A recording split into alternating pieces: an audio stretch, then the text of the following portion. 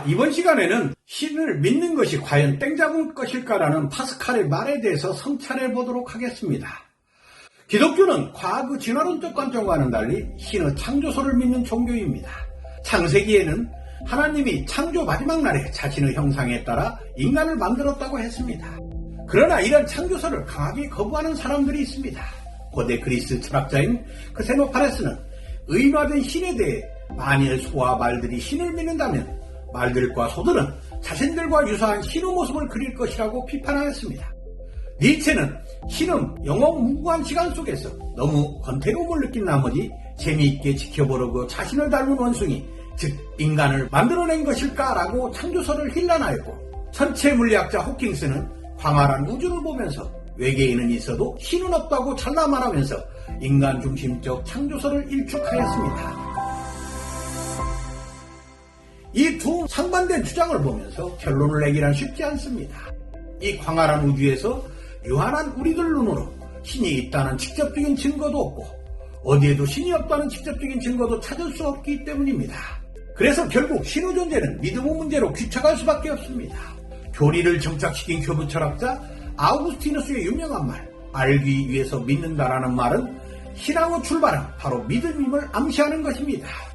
에레미야에는 여호와를 믿지 않는 자는 천벌을 받고 믿는 자는 복을 받으리라고 하면서 신에 대한 믿음을 통해서만 구원이 가능하다고 말하고 있습니다.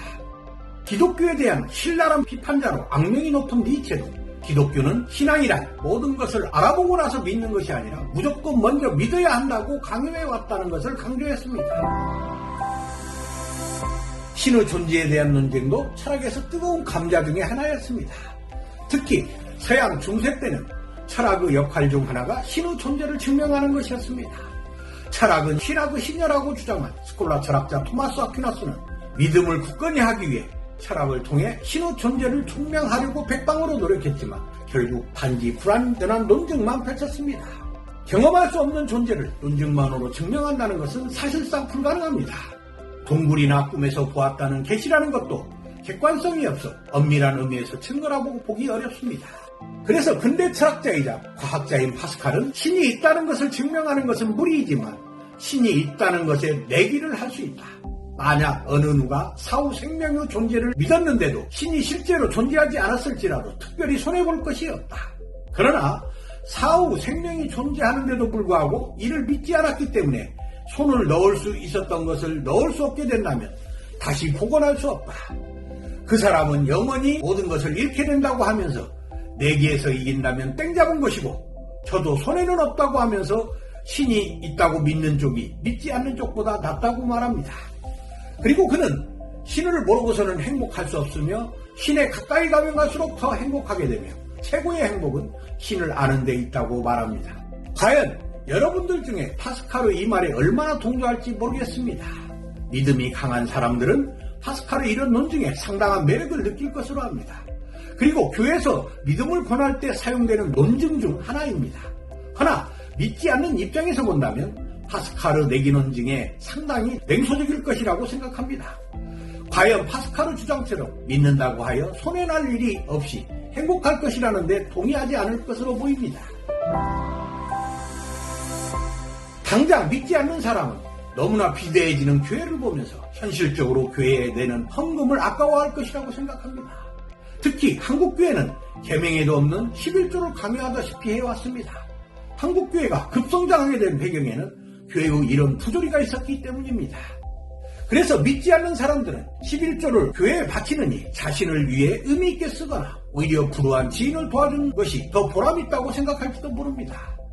게다가 기독교는 인간 조상 아담과 이브가 지은 죄를 대대손손 물려받아 태어날 때부터 죄를 지고 태어났다는 원죄설 때문에 세상에 대한 두려움과 죄의식에 사로잡혀 불행하게 할 소지가 다분히 있습니다. 종교가 주는 강한 죄의식으로 인해 스트레스를 받아 삶이 피폐하게 될 소지가 많다는 것입니다.